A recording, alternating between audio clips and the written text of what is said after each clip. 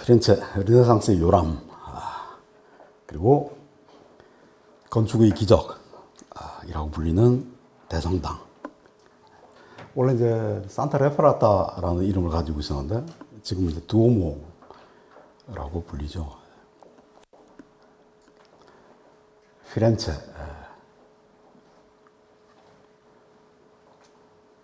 독일어로는 이제 플로렌스라고 하고, 우리가 잘 아는 플로리다, 피오린다, 전부 다 같은 말들입니다.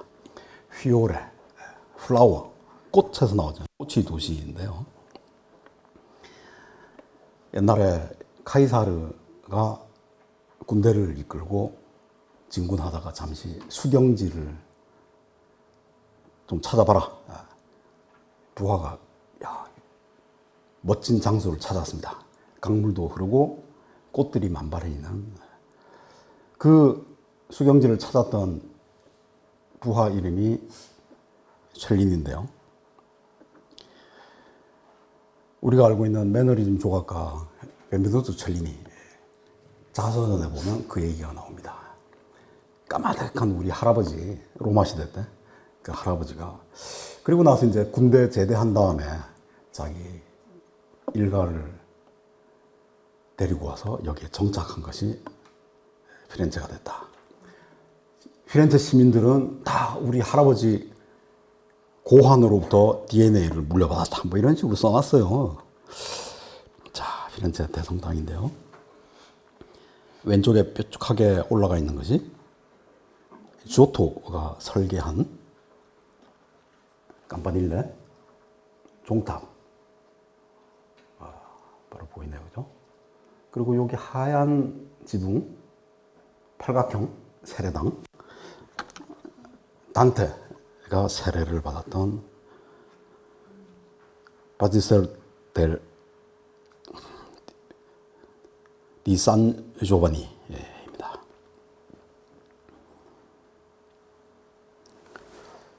르네상스 시대 때는 한 10만 명 정도 인구였었다고 그래요. 그런데 우리가 이름을 다 헤아리기도 힘든 무수한 인문학자들, 예술가들, 철학자들이 출몰했죠. 엄청난 천재들이 갑자기 하늘에서 쏟아지듯이 인구 10만 명에 몽골 때문이라는 얘기도 있어요. 그죠? 셀주크 터키 와해되고 룸 투르크. 그런데 우리가 이제 십자군 때 그쪽에서 잘 방어를 했는데 룸이 몽골 때문에 또 와해가 됐죠. 그 바람에 오스만 투르크가 득세하고 오스만 투르크의 메메드 2세 콘스탄티노플 함락, 그리고 불안한 와중에 많은 고전학자들이 이탈리아로 도망옵니다. 그것 때문에 르네상스가 생겼다는 얘기도 있어요. 물론 타당한 얘기고요. 자, 위에서 보면 팔각형 세례당과 대성당이 보입니다. 원래 조그마한 교회였었는데 산타 레파라타, 빨간색,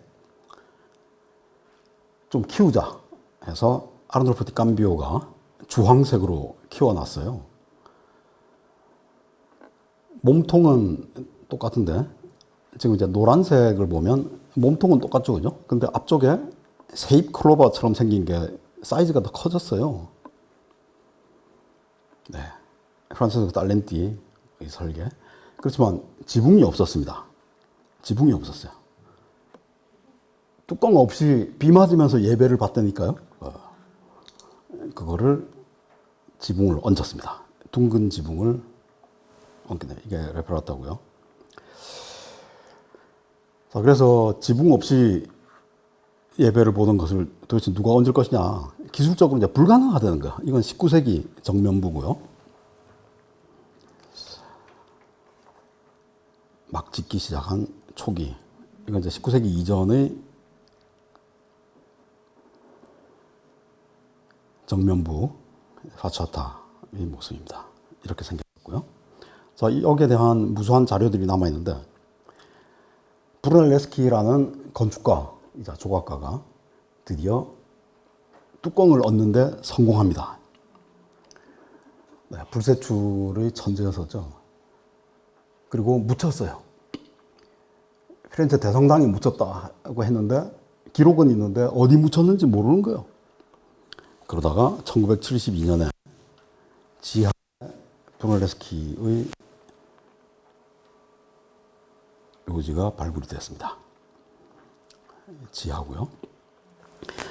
자, 그래서 이 몸통 오른쪽이 이 반구형의 두오모를 이제 꾸폴라라고도 하는데, 꾸폴라를 얹은 모습인데 딱 쪼개져 있죠, 그죠?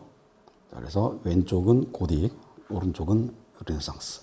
이쪽은 이제 몸통 부분입니다. 몸통 부분에서부터 서쪽에서부터 동쪽을 바라보고 있는 시점이고요. 옆에 자, 여기에 붙어 있는 부조와 조각들이 르네상스를 말해주고 있습니다. 다이달로스, 신화에 등장하는 인물들, 성서에 등장하는 인물들이 껴 있어요.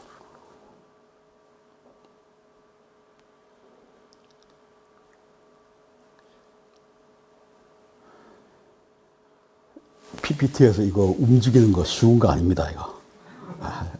제가 직접 한 겁니다. 브루넬레스키 돔에 대해서는 멋진 책이 한 권 나와 있습니다. 미술책인데 역사 쪽으로 분류가 돼 있어서 많이 안 팔렸다고 해요. 이게 원서고요. 우리나라에서 영어 제일 잘한다는 사람 몇 손가락에 꼽는 이희재 선생이 번역을 했네요. 자, 질문은 피렌체 두오모는 르네상스 건축이냐 아니면 고딕 건축이냐. 구상, 어떻게 지을 거냐. 그 구상의 시점으로 봐서는 고딕이라고 할 수 있어요. 왜냐하면 13세기 초반에 1248년, 47년 이때 고딕이 탄생했는데 그로부터 50년 뒤에 고딕 시대, 초기 고딕 시대에 피렌체 대성당을 짓기 시작했습니다. 아놀포 디 캄비오. 피렌체 가면 폰테베키오라는 다리 있죠, 그죠? 그거 장마 있을 때마다 무너졌어요. 그런데 무너지지 않는 교량 건축, 바로 아르놀포 디 캄비오입니다. 1366년에 대성당 몸통 부분의 지붕. 그런데 동쪽 머리 부분, 교차부에 지붕이 뻥 뚫려 있었어요. 지붕을 얹을 기술이 없습니다. 야, 이거 좀 얹어봐라. 그래서 공모를 합니다. 그때 두 공방에서 도전을 했어요.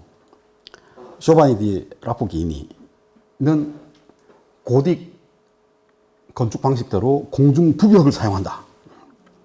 공중부벽이란 것이 이 벽체가 지붕을 얹으면 지붕 때문에 누르는 힘과 밀리는 힘이 발생합니다. 밀리는 힘을 이게 벽체가 뒤로 자빠지지 않게 하려면 받쳐줘야 되겠죠, 그죠?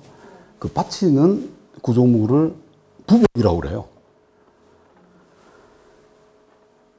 그래서 부벽과 또 위층에다가도 상층부에다가도 부벽을, 이게 이제 공중부벽인데요. 자, 이건 이제 전형적인 고딕 대성당에서 사용했던 방식인데, 고딕식으로 진짜, 그 다음에 데리디 피오라반티는 우리 공중부벽 쓰지 맙시다. 공중부벽은 고딕 아니냐. 고딕은 알프스 북쪽에 그 야만인들이 프랑스에서 발명이 됐고 독일에서 유행하고 프라하에 짓고 있는 그 야만 고트족이 우리 같은 세련된 고대 로마를 계승한 우리가 그런 걸 쓰냐. 이겹 첨지형 국룡을 쓰자. 네, 이런 식으로 주장해요. 그래서 야, 좋다. 좋아. 공중부벽 없애자. 고딕식으로 가지 맙시다. 우리식으로 합시다. 그때 마침 피렌체와 숙적이었던 밀라노 대성당, 그게 고딕이에요. 돌덩어리만 대리석이지 100% 고딕입니다. 밀라노, 우리하고 원수지간인 밀라노가 저거 고딕을 쓰는데 우리가 고딕을 쓸 수 있냐? 우리는 고딕 하지 맙시다. 그게 이제 피렌체의 정서였어요.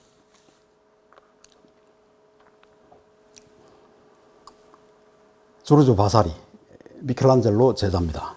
이 사람이 건축 양식, 고딕 양식, 이런 개념을 발명한 사람이에요. 이 양반은 피렌체에서 활동을 했고 미켈란젤로의 제자입니다. 이렇게 생겼고요. 이 양반이 쓴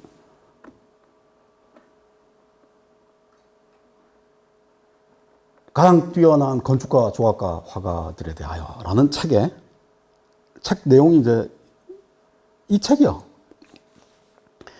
1550년, 그리고 2판, 그렇게 됐는데, 여기 빨간 줄 쳐놨습니다. questo maniera fu trovata dai Gotti. 이 양식이 바로 고트족에 의해서 발명이 됐다. 이게 바로 건축 개념으로서의 고딕 양식을 처음으로 언급한 말입니다.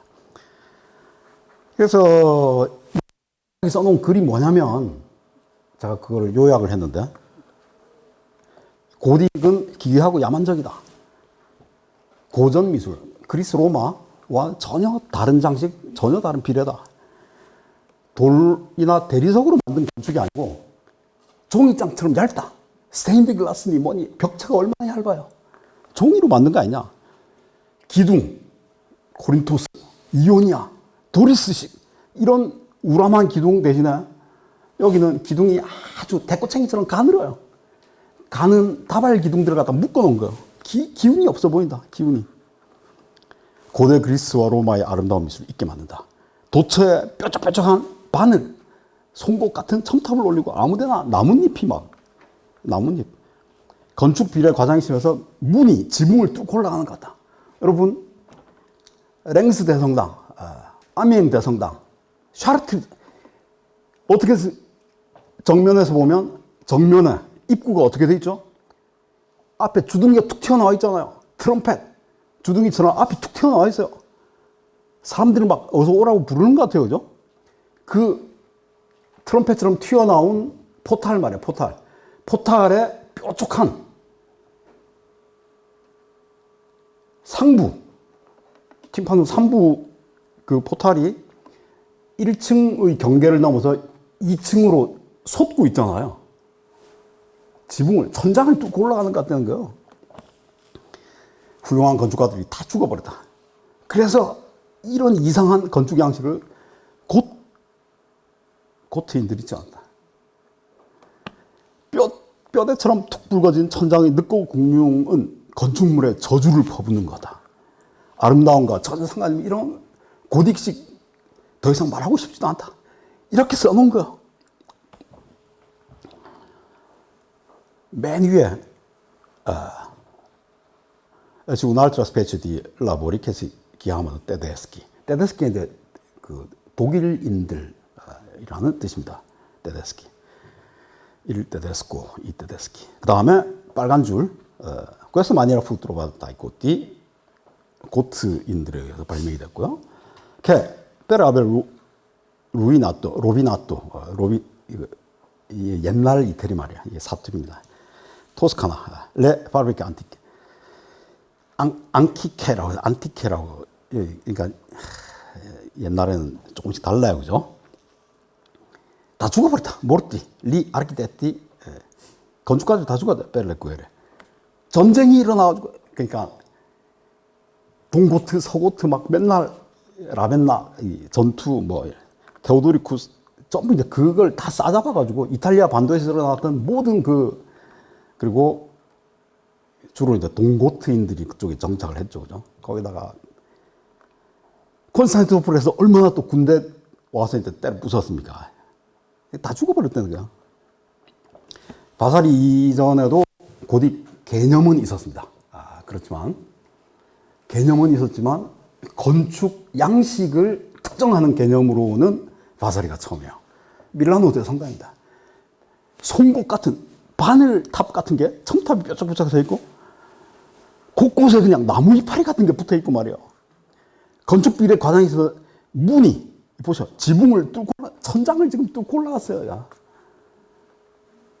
이 보셔. 네, 걸어져 있잖아요, 이게? 그렇단 말이야. 물론 이제 그 이유는 있습니다. 지금 이제 고딕 시간이 아니기 때문에 고딕을 설명할 수는 없지만, 이 툭 불거져 있지만 재단부가 굉장히 밝죠, 그죠?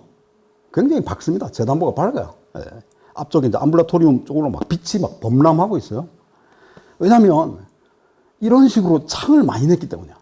모든 창에서 들어오는 빛이 재단부 중심 한 점을 향해서 부채살처럼 이렇게 집약이 됩니다. 그러니까 밝을 수밖에 없는 거죠. 한편 지하로 내려가면 컴컴해요. 창문이 없어요, 그죠? 이거 너무 컴컴한 거 아니야? 이 창문 많잖아요. 조금 전에 봤던 최초의 고딕 생드니. 그렇습니다. 이 생드니 최초의 고딕을 보고 바사리는 이렇게 얘기해요. 뼈대처럼 툭 붉어진 천장의 늑골 궁룡은, 이게 이제 갈비뼈들이 건축물의 저주를 퍼부은 거다. 그리스 로마 신전 판테온에 이런 거 뼈대 있었어요? 뼈대 없었잖아요. 기둥이 도리스식, 이오니아식 뭐 이런 게 아니고, 통기둥이 아니고 이거 다발기둥이야. 대나무 묶어본 것 같아요, 그죠? 휘청휘청하지 않아요? 그렇지만 힘을 받습니다. 그리고 뼈대처럼 툭 붉어졌다고 하는 그 늑골 공룡들이 사실은 천장을 지탱을 하고 있어요. 그래서 슈리 울스건 여기 다 무너졌어요. 그렇지만 뼈만 안 다치면 내려앉지는 않습니다. 내려앉지 않아요.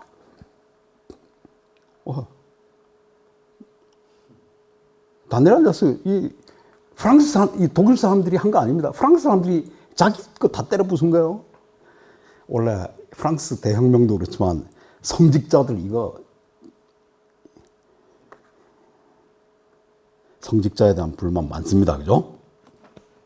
프랑스는 지금 가보면 막 시골에 조그만 로마네스 성인들 대가리 다 떨어져 있어요. 그 독일 사람들 뗀 거 아니야? 프랑스 농부들이 다 떼부순 거야. 자, 어쨌든 고딕 싫다. 밀라노 나쁜 놈들이 고딕 하는데 피렌체가 왜 고딕 하느냐? 그래서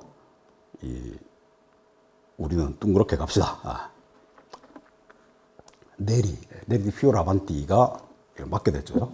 네리 디 피오라반티는 포도주 통을 감싸듯이 이런 식으로 올리면 된다. 지붕 얹을 수 있다. 바가지처럼 뚜껑을 얹을 수 있다는 거야. 링을 끼우듯이 하면 된다. 포도주 통을 쇠 테두리로 감싸는 것처럼 돌 사슬이나 나무 사슬, 돌로 사슬을 만들어서 감아주면 된다는 거야. 쇠로 감아주면 된다는 거야. 그래서 우리가 풍선에다가 이제 물 집어넣어가지고 들고 있으면 길쭉하죠, 그죠? 그렇지만 식탁에다 딱 놓으면 옆으로 쫙 퍼지잖아요. 옆으로 바깥으로 밀린단 말이에요. 그러면 무너지죠. 무너집니다. 벽을 같이 미니까.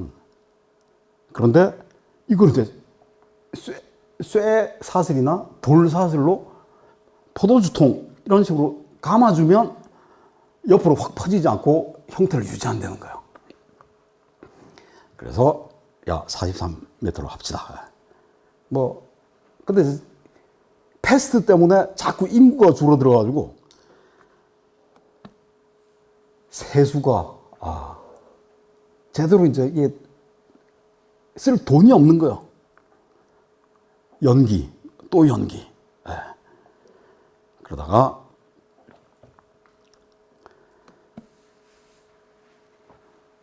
거의 한 세대 이상 미뤄졌었는데요. 프렌체 대성당의 몸통 부분, 신랑과 측랑 부분은 고딕입니다. 이건 뭐 어떻게 당연한 거죠. 13세기 말서부터 짓기 시작했으니까.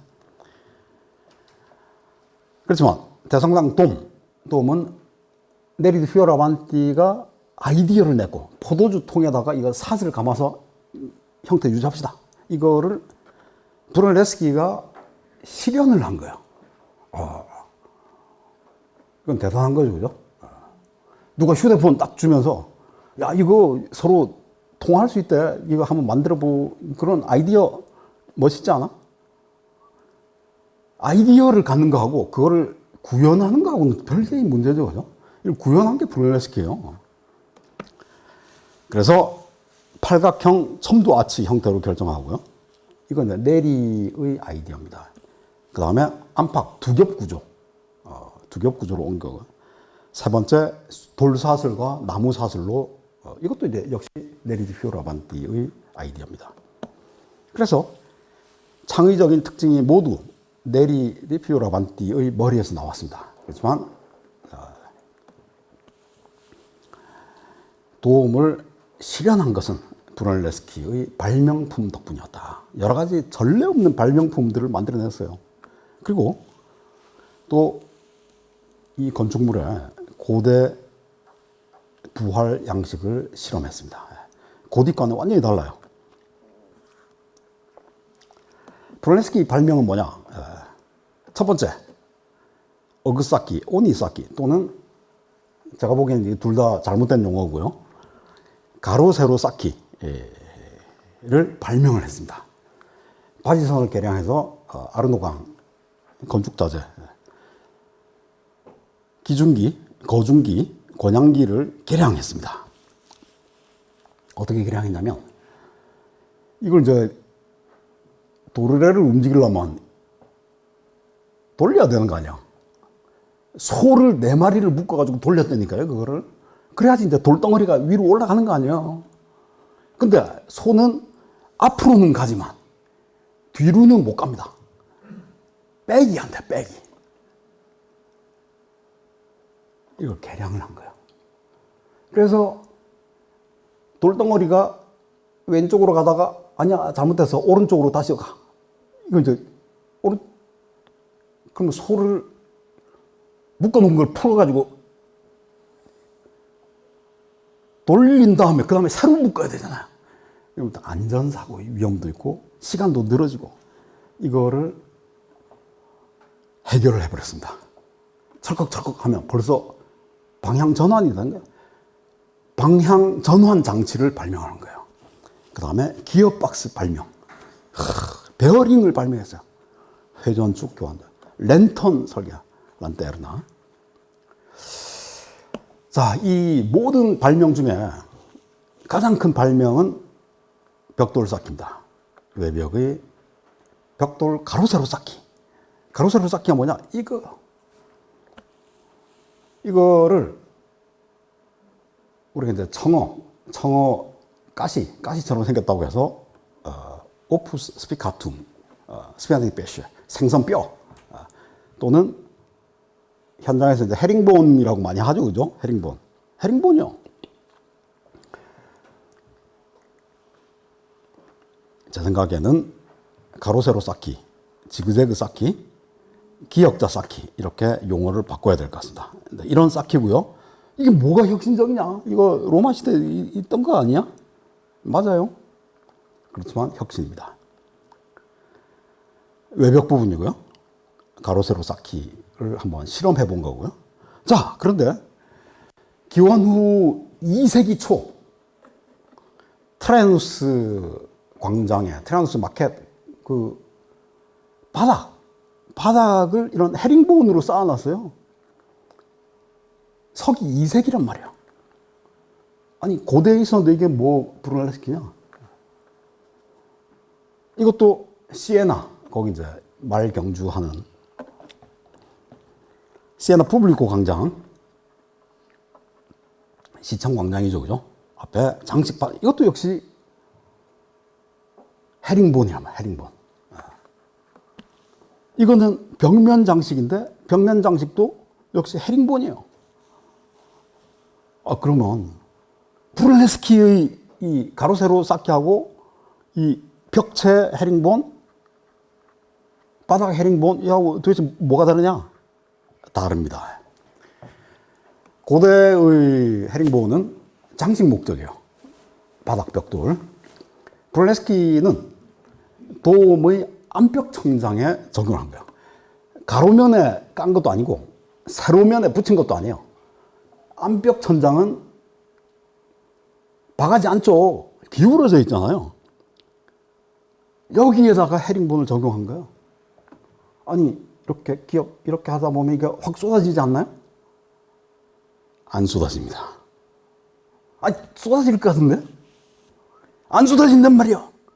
라고 브룰레스키가 힘주어서 얘기했는데 그때 시무회에 모인 7명의 건축가들 중에 아무도 이해를 못했어요. 다 쏟아진다고 얘기했어요. 브룰레스키 안 쏟아집니다. 안 쏟아질 턱이 있나 이렇게 기울었는데 그리고 처음에는 이렇게 경사가 완만하다가 나중에는 이렇게 되잖아요. 이게 안 쏟아진다니까요. 그래가지고 사람들이 이제 넌 말도 안 되는 얘기 하지 말고 나가. 그랬더니 브룰레스키가 주머니에서 달걀을 하나 딱 꺼내가지고 줬어. 그러면 이 달걀을 세로로 세우는 사람한테 일감 줍시다. 사람들이 막 잘 안 세워지잖아요, 그게. 그러니까 브룰레스키가 이걸 콱 찧어가지고 찌그러뜨려서 이제 세운 거야. 그래서 사람들이 나도 그런 식으로 세울 수 있거든? 여러분 다 이거 쏟아진다고 했지만 제가 딱 지어놓고 나면 이건 나도 똑같이 할 수 틀림없이 그럴 겁니다. 그리고 이제 맡아드는 거야.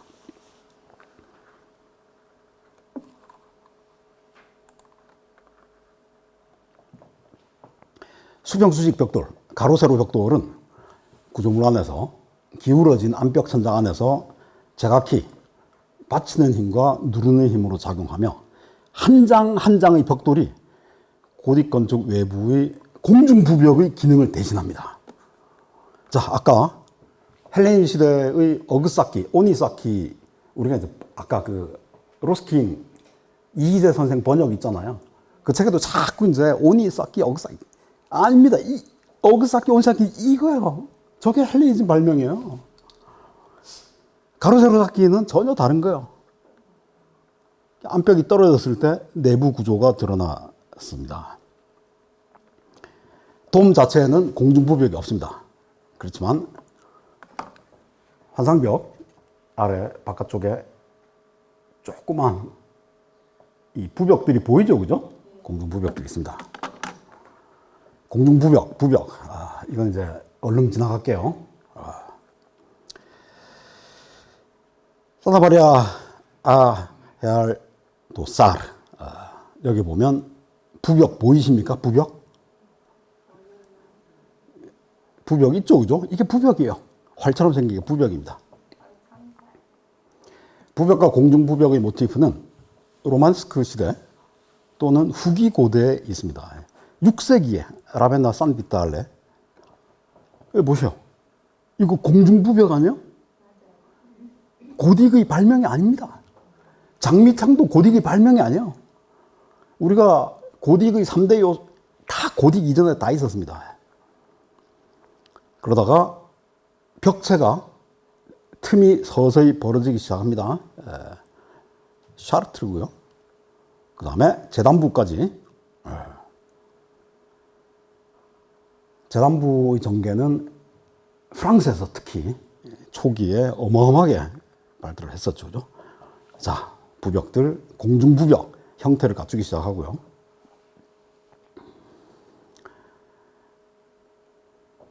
위에 하중이 얹히기 시작하고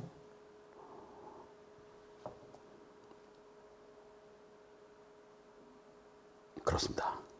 그래서 로마네스크 건축은 벽체가 두껍고 창문이 조그맣고 답답하고 어둡고 단단하고 육중한데, 고딕 건축은 얄쌍하고 밝고 너무 이쁘지 않아요? 그렇지만 바깥을 보면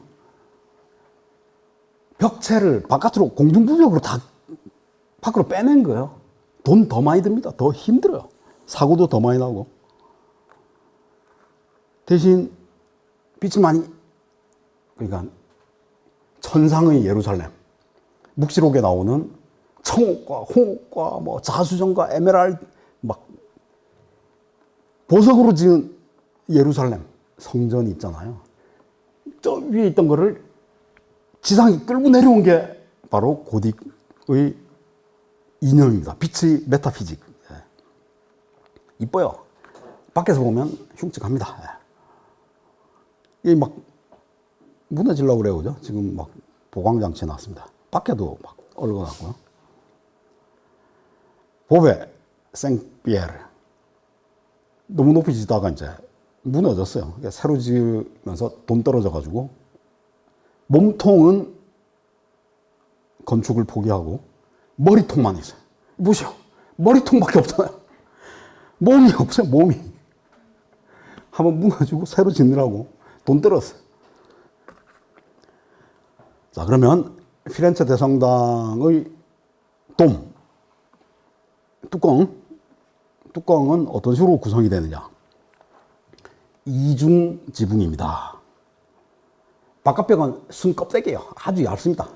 껍데기고 안벽에 가로 세로 쌓기로 지은 구조물이 있고 그 사이에 그물 구조가 있습니다. 그 그물 구조가 안벽과 바깥벽 사이에 틈을 메워주고 바깥벽의 형태를 유지하게 해주는 역할을 하는 그물이 있습니다. 그러면 바깥벽의 무게는 그물 구조를 통해서, 그물 구조도 이제 벽돌로 쌓는데 그물 구조를 통해서 안벽 천장에 그대로 힘이 전달이 되잖아요. 그 다음에 맨 위에 꼭대기에 랜턴이라고 부르는 거, 그쪽은 빛을 수용하기 때문에 랜턴이라고 하는데, 란테나, 랜턴의 무게, 그것도 어마어마한 무게라. 이 모든 거를 안벽 천장의 가로 세로 벽돌 쌓기로 해결한 거예요. 자, 그물 구조를 봅시다. 그물 구조. 외벽과 내벽 사이의 벽돌 뼈대입니다. 사다리처럼 생겼어요. 그래서 우리가 안에 들어가 볼 수 있습니다. 통로가 나 있어요. 인부들도 일로 다녔고 관광객들도 일로 다닙니다. 오른쪽에 보이는 것이 내벽입니다. 내벽인데 교회 안에서 보는 게 아니라 지금 이제 바깥에서 벽과 벽 사이에서 보는 거죠. 자, 이렇게 지나갈 수 있게 되어 있습니다.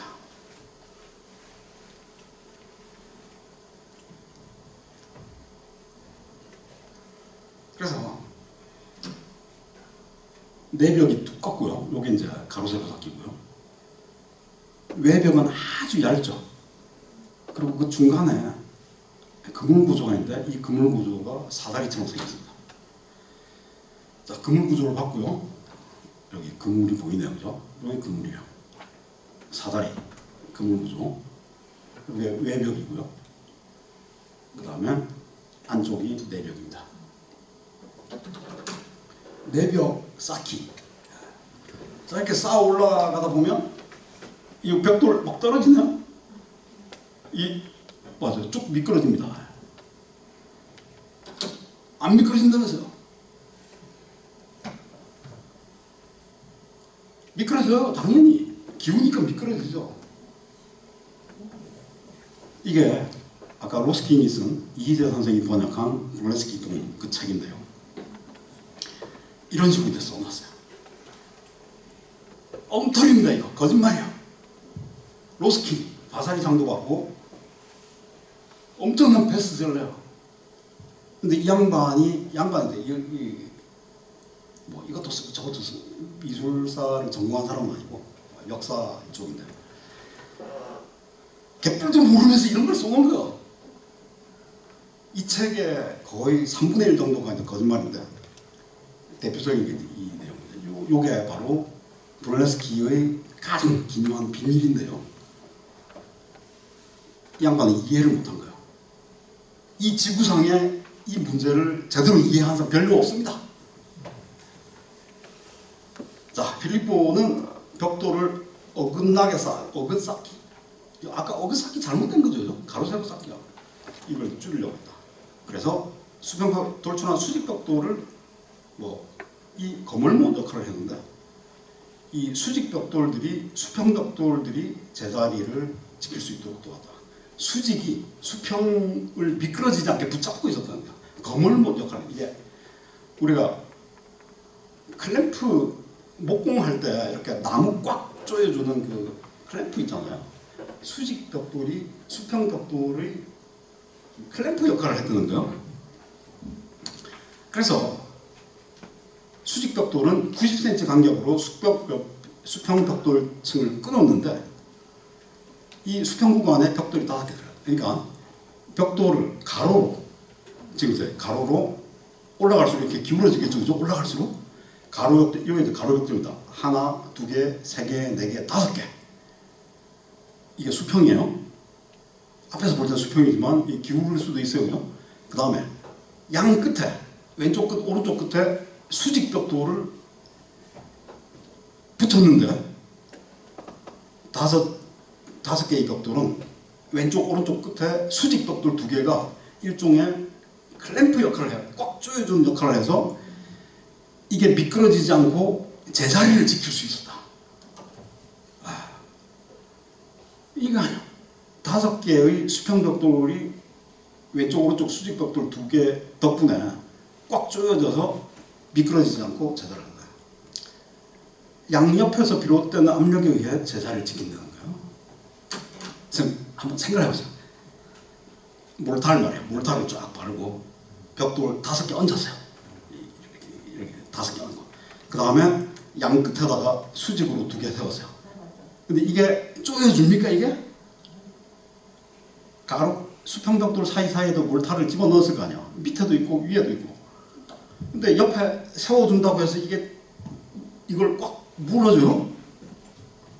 이 뭔 말이야 이게 도대체? 이런 거짓말을 하고 있다 이게 이 책 전체에서 가장 핵심적인 내용이에요. 어쨌든 로스킴은 이런 식으로 거짓말을 하고 상받았습니다. 핵심 요약. 브롤레스키 어그쌓기, 가로 세로 쌓기가 신의 한 수였다. 세로 벽돌이 가로 벽돌을 양옆에서 꽉 조여준다. 거물못 역할을 한다. 가로 벽돌이 이렇게 올라가다가 점점 기운다. 기울 때 기울면서 안쪽으로 이렇게 밑으로 흘러내릴 수 있는데, 세로 벽돌이 5장의 가로 벽돌을 양옆에서 좌우로 밀어주기 때문에 자력으로 고정이 된다. 네, 거짓말이야. 그런 힘이 있을까요? 없었습니다. 근데 모든 책과 연구소에서 로스킹을 다 뺏겨가지고 이런 식으로 다 쓰고 있어요. 다른 설명 없습니다. 이거 실험만 해도 아십니까? 집에서 한번 놓고 이렇게 기울여 보면 미끄러진 당장 알 수 있는데, 그거를. 그렇다면 브롤레스키는 어떤 원리로 버틸 수 있게 만들었을까요? 이게 이제 클램프예요. 이걸로 이제 꽉 조여주는 거. 브롤레스키는, 자, 이거 조금 이따가 제가 그림과 같이 설명할 테니 다 안 외우셔도 됩니다.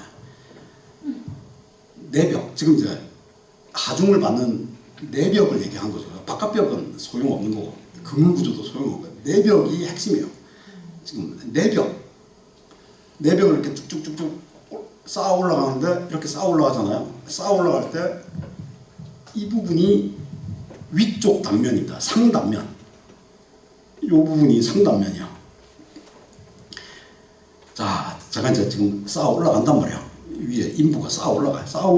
내가 발을 딛고 있는 부분, 벽돌 인부가 발을 딛고 있는 부분이 바로 상단면이요. 상단면에서 봤을 때 세로 벽돌을 나선형으로 회전을 시키는데 꼭지점을 시작으로 회전을 시킵니다. 이럴 경우 위에서 누르는 힘, 곧 종합이 횡압으로 효율적으로 전환되고 내벽 안쪽뿐 아니라 내벽 바깥쪽 가로벽도까지 미끄러지지 않고 제자리를 버틸 수 있다.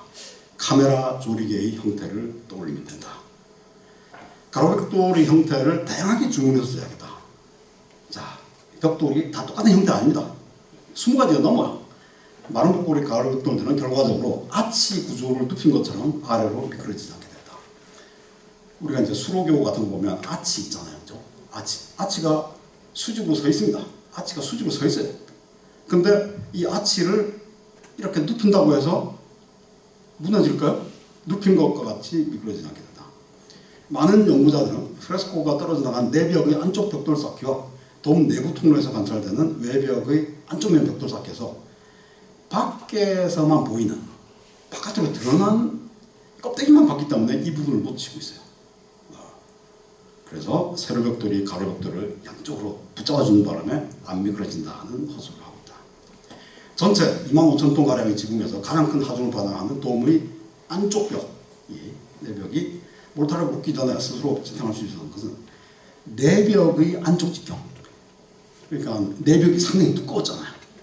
두꺼운데 안쪽 직경이고 바깥쪽 직경이 있습니다. 안쪽 직경이 바깥쪽 직경보다 짧다는 것에 착안한 브롤레스키의 부정형, 다양한 형태의 벽돌 덕분이었습니다. 뽕디기 하신데요. 이 아치 구조물 해서 마른 목골, 요게 짧죠, 그죠? 요게 깁니다. 요게 짧고 요게 길어요. 쐐기처럼 딱 맞물려 있거든요. 압축 모든 인장 압력을 압축 압력으로 전환시키는 구조가 있는데요. 벽돌이 프로필에 요철을 주거나 공공한 벽돌 이런 방법을 생각할 수도 있어요. 이건 너무 돈이 많이 들어요. 이거 안 썼습니다. 자, 그래서 이제 안쪽을 팔각형으로 이제 쌓아 올라갑니다. 하나, 둘, 팔각형인데요. 요게 내벽의 안쪽 벽이고 내벽의 바깥쪽 벽입니다. 요게 그물 구조고요. 그물 구조고 이게 이제 외벽이에요. 외벽. 요게 이제 갈비대인데 갈비대는 아무 역할 안 합니다. 아무 역할 없어요.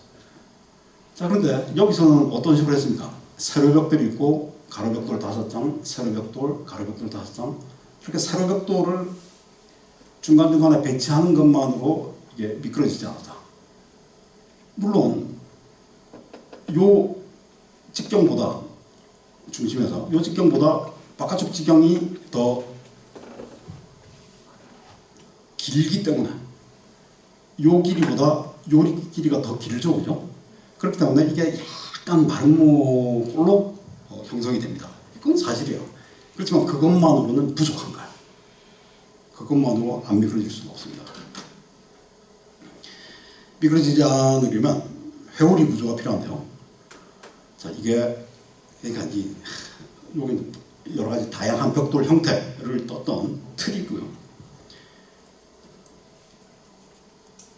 이건 우리가 아까 봤던 그림이죠. 여기 이제 안쪽 면, 여기 바깥쪽 면, 여기 이제 그물 구조고요. 여기 외벽이고요. 자, 그런데 수직 벽돌이 여기서 평행선을 그리고 있죠. 직선을 그리고 있죠. 이게 직선이 돼서는 안 됩니다. 직선이 아니라 이게 곡선으로 휘어져야 돼요. 그런데 바깥에서는 이게 안 보여요. 바깥에서는 이게 직선인지 곡선인지 안 보이는 거예요. 안에서도 안 보이고 바깥에서도 안 보여요. 그렇지만 이게 직선이면 안 됩니다. 못 버텨요. 회오리 치듯이 소용돌이 치듯이 휘어져야지 가능합니다. 제가 아까 설명했는데 나선형으로 꼭지점을 시작으로 회전시킵니다. 세로벽돌을. 이럴 경우에 위에서 누르는 힘, 종합이 횡압으로 효율적으로 전환합니다.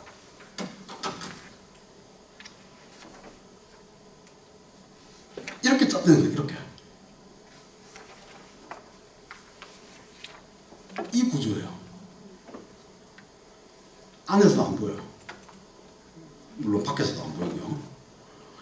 자, 그런데 안토니오 다 상가로이 백효가 남겨놓은 스케치에서 이거 보시라. 바로 이 부분이야. 이거 세로벽돌 아니야? 이거 가로벽돌이죠. 하나, 두 개, 세 개, 네 개, 다섯 개, 여섯 개. 가로벽돌 6개, 세로벽돌 좌우로 박았습니다. 그런데 이 세로벽돌이 직선입니까? 소용돌이죠. 깔려서 있습니다. 이게 바로 비밀이에요. 이 구조에서 종합이 횡압으로 전환되기 때문에 제자리를 지킬 수 있다. 그러니까 지금 이제 이 그림은 뭐냐면 지금까지 많은 연구자들은 이게 이제 내벽의 구조라고 봤어요. 내벽의 안벽이나 바깥면의 구조라고 봤는데 아니에요. 요거는 상단면의 내벽, 상단면의 구조를 그린 겁니다. 이걸 도해한 거예요. 상단면. 이걸 상단면으로 봐야 됩니다. 이거 잘못된 거예요, 전부.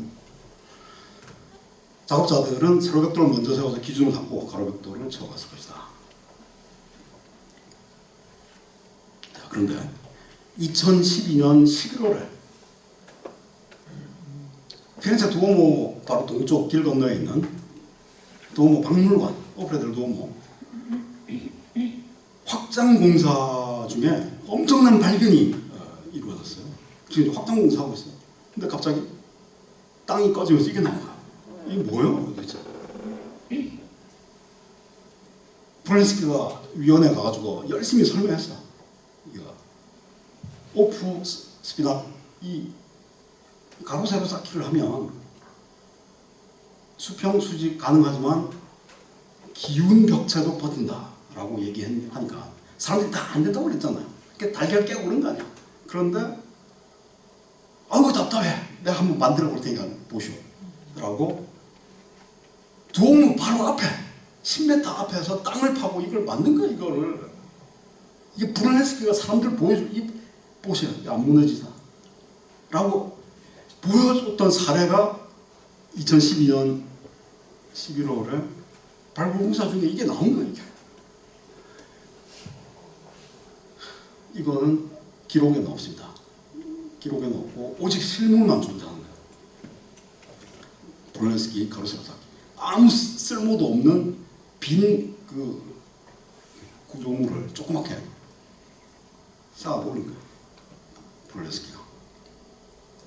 도움공사는 내벽 먼저, 그 다음에 벽돌 건물, 그 다음에 외벽, 그리고 맨 마지막에 위에 뚜껑, 랜턴을 옮겼다. 그 다음에 도움의 무게를 지탱하는 것은 바깥 늑골 구조처럼 보이지만 이거는 잘 아니에요. 이거는 늑골은 순전히 장식이에요.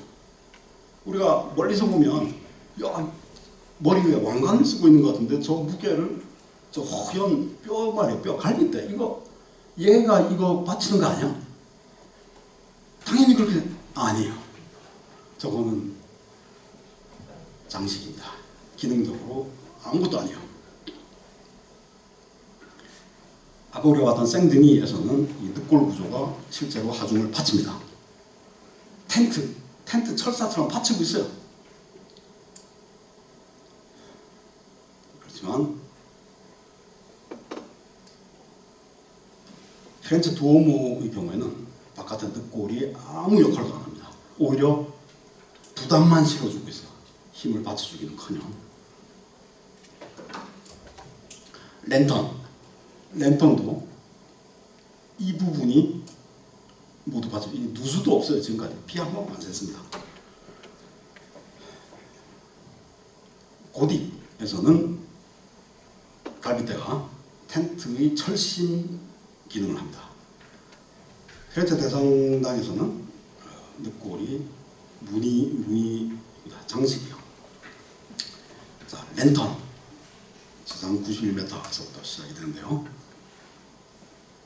랜턴 오기 전에 비 맞았어요. 포도주통을 쇠 테두리를 감싸는 것처럼, 그래서 쇠 사슬과 나무 사슬을 이었어요. 쇠 사슬, 나무 사슬과 돌 사슬을 이었는데 쇠는 없습니다. 우리가 비파괴 건설했는데 쇠 사슬은 발견이 안 됐어요. 나무 사슬이 하나, 두 개, 세 개를 썼습니다.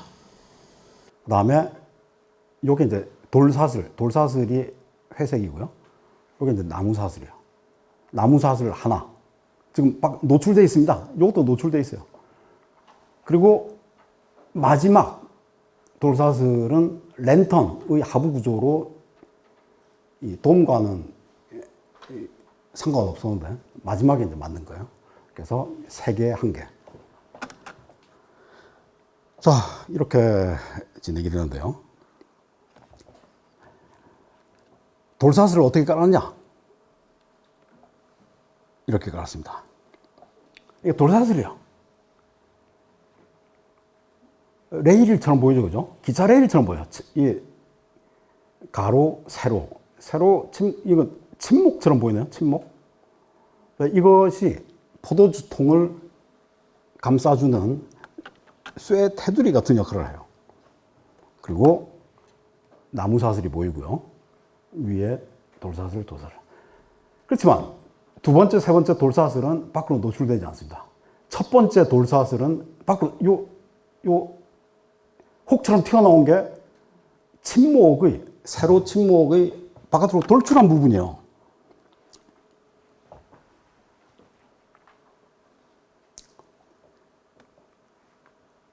돌사슬 세로 침목 보이시죠? 그죠? 보입니다. 이런 식으로 한 거야. 일부는 또 비 맞지 말라고 위에 벽돌도 하나씩 덮어놓고.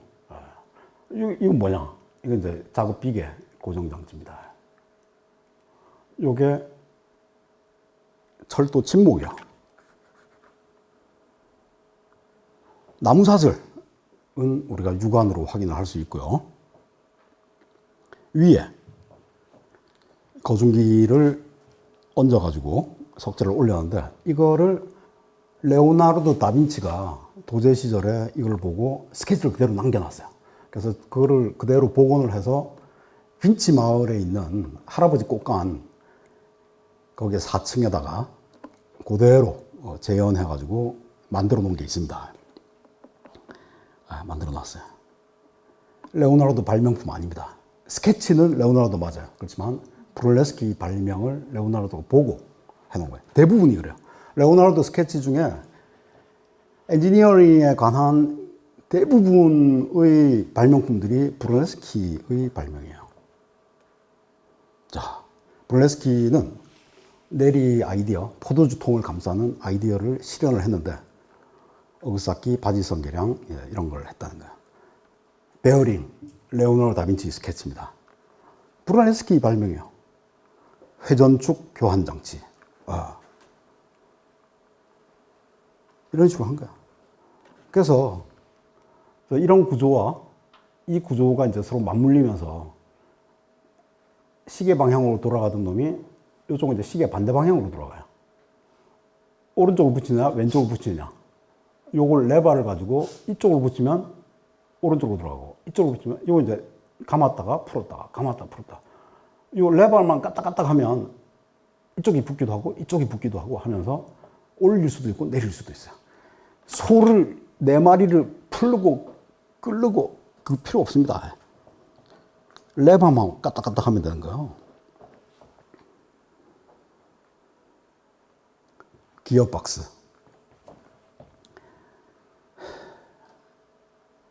재현한 거고요. 밀라노 과학기술박물관에 전시되어 있습니다.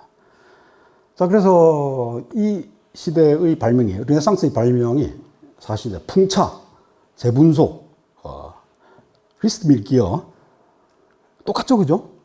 그대로 구현됩니다. 나무만 있습니다. 쇠 필요 없습니다. 나무만 있습니다.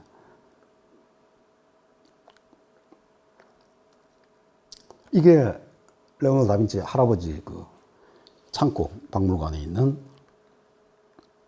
근데 옆에 보면 바퀴가 붙어 있죠. 바퀴 붙어 있어요. 네, 멋지지 않습니까? 이게 개량된 형태예요. 어떤 방향이든지 석재를 조달할 수 있습니다. 프레스코, 도모를 안에서 올려다본 모습입니다. 구멍 보이세요? 요 까만 구멍, 요 까만 구멍 보이시나요?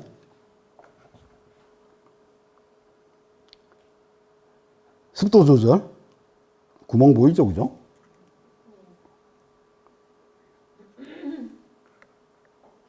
구멍.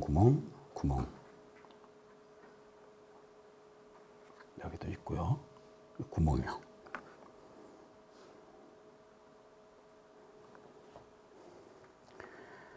도모 랜턴까지 하고 잠깐 쉬겠습니다. 도모 설계를 맡으면서 브룰레스키가 랜턴을 같이 구성을 했어요. 그런데 하도 이제 공사가 늘어지다 보니까 그만두고 32년에 야, 이 팔각형 랜턴으로 갑시다. 라고 이제 바꿔서 새로 내라. 새로 모델로를 제출해서 역시 브룰레스키가 우승했습니다. 이거 잘못 얹으면 큰일 납니다. 큰일 나죠. 일단 경량화에 성공했고요. 많은 빛을 수용하는 데 성공했고요. 그 다음에 비새지 않게 누수, 기밀 유지에도 성공을 했습니다. 이게 이제 모델로고요. 나무. 지금 도모 박물관 2층에 있죠, 그죠? 이거 좀 보자. 이게 뭐죠, 이게? 이 소용돌이 결합, 어디서 본 것 같은데?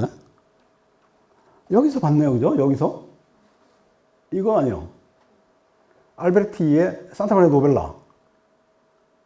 1456년이란 말이야. 근데 브룰레스키 랜턴은 1436년입니다. 이게 브룰레스키 발명이에요. 그리고 고대로부터 영감을 받았지만 고대에는 이런 사례가 없습니다. 응용을 한 거예요. 이런 건 있었죠. 소용돌이 있잖아요. 소용돌이 있습니다. 그렇지만 우리가 봤던 소용돌이하고 다르죠, 그죠? 근데 이건 또 뭐죠?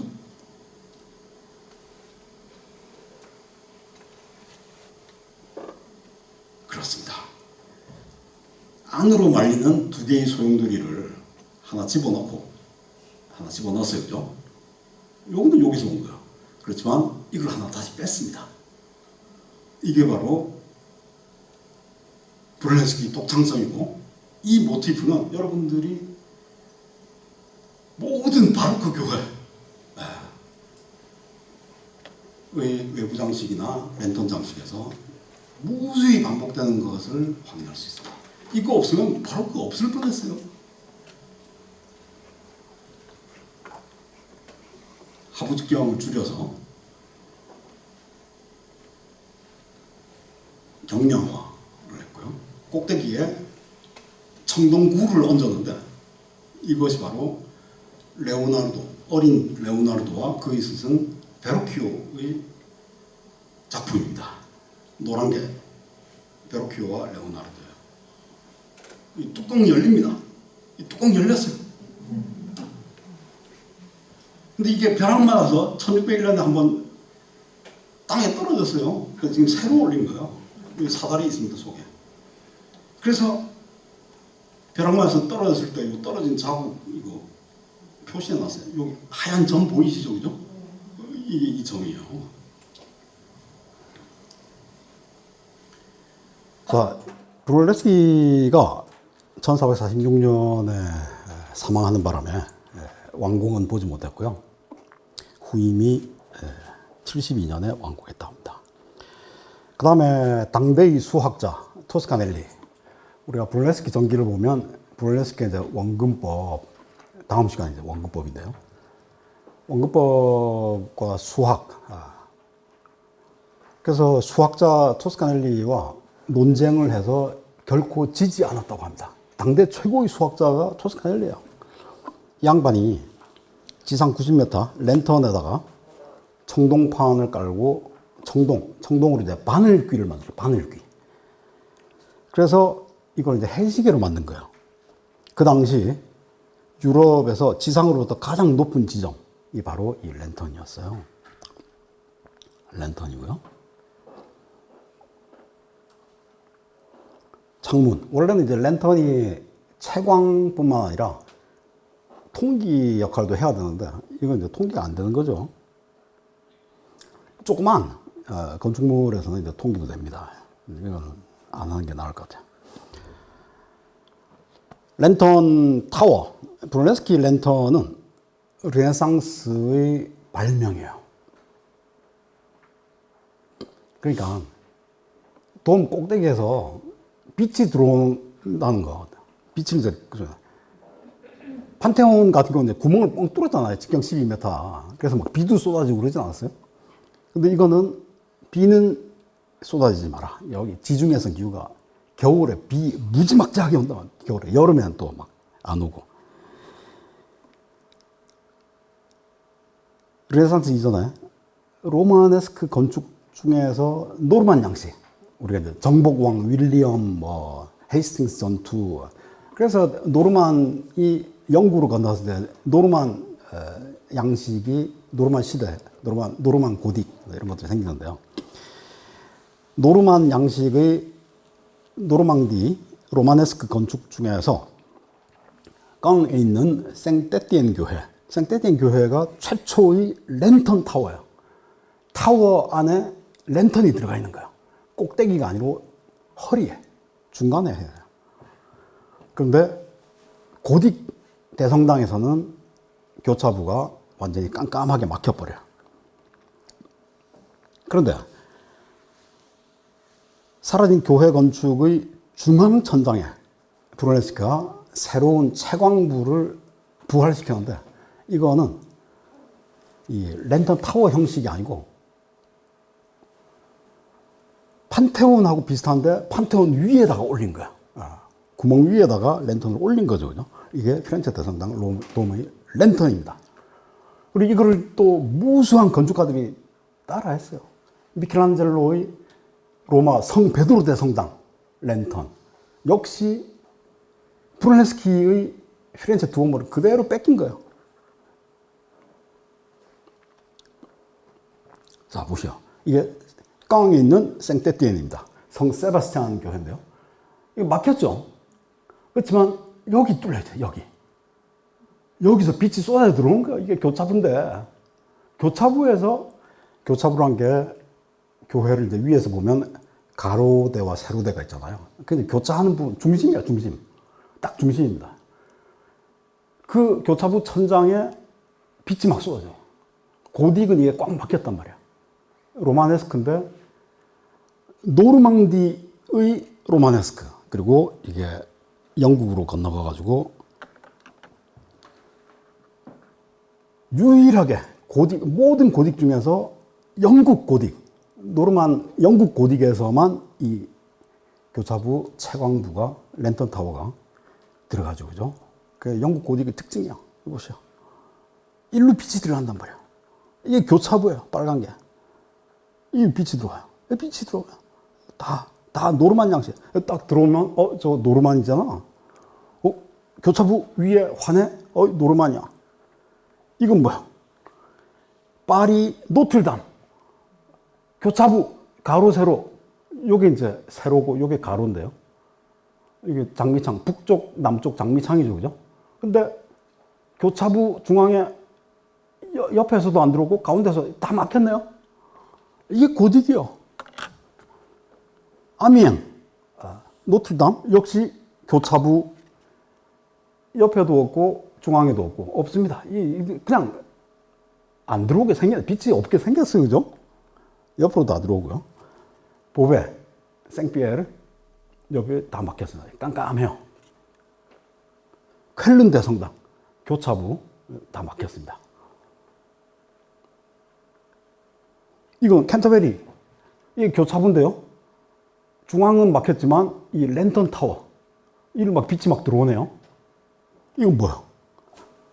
노르만 고딕이잖아요. 영국에만 있다는. 그래서 교차부 위에 높은 탑을 세워가지고 일로 막 정신없이 빛을 집어넣는 게 영국식이요. 이게 영국식입니다. 교차부가 막혀 있으면 대륙식이고 교차부가 예쁘면 빛이 막 들어오고 가면 영국 고딕이죠. 딱 이 구분 아시겠죠? 그렇다면 이 교차부 랜턴 개념은 정보광 윌리엄이 발명한 거냐? 하기야 소피아. 뚜껑 막혔어요. 그렇지만 옆에서 들어옵니다. 옆에서 들어와요. 이런 선례들이 있습니다. 그래서 콘스탄티노플에는 이런 사례들이 무수히 많아요. 지금 남아있는 건 이제 몇 개 없지만 아포스톨 교회에서부터 무수히 많죠. 있단 말이에요. 그런데 이 양반은 옆에서도 들어오고 위에서, 이게 랜턴인데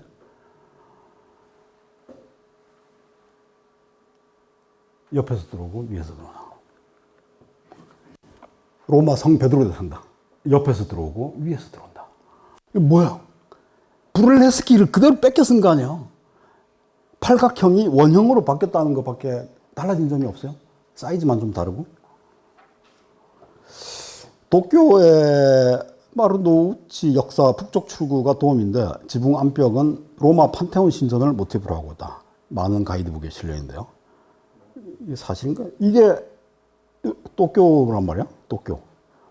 근데 여기 보면 중앙은 막혀 있고 돔 하부 측창이 아래쪽이 창문이 뚫려 있네요. 중앙은 막혀 있어요. 그런데 이게 내 도쿄인데 하기야 소피아가 중앙은 막혀 있고 옆에 뚫려 있죠. 판테온은 중앙은 뚫려 있고 옆은 막혀 있잖아요. 이게 왜 여기서 온 거죠? 여기서 온 거 아니야? 여기서. 얘는 또 얘는 피렌체 두오모를 뺏긴 거고 베드로 대성당.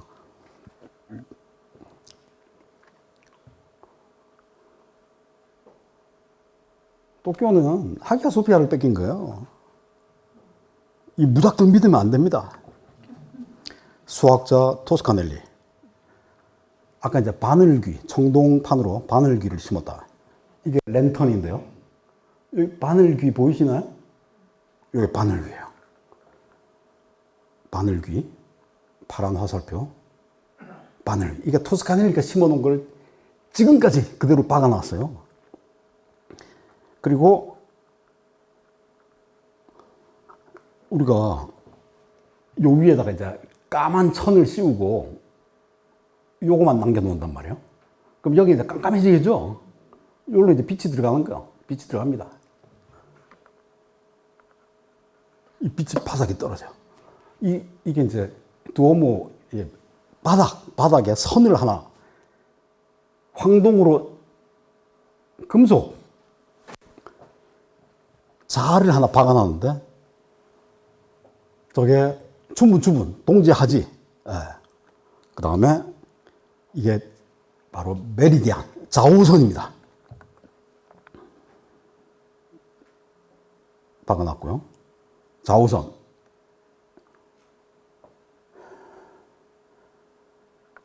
교회 중에 로마 성 베드로 대성당보다 더 사이즈 크게 키웠다가 돈 떨어져서 이제 짓다만 볼로냐의 산 페트로니오 교회 안에 들어가 볼까요?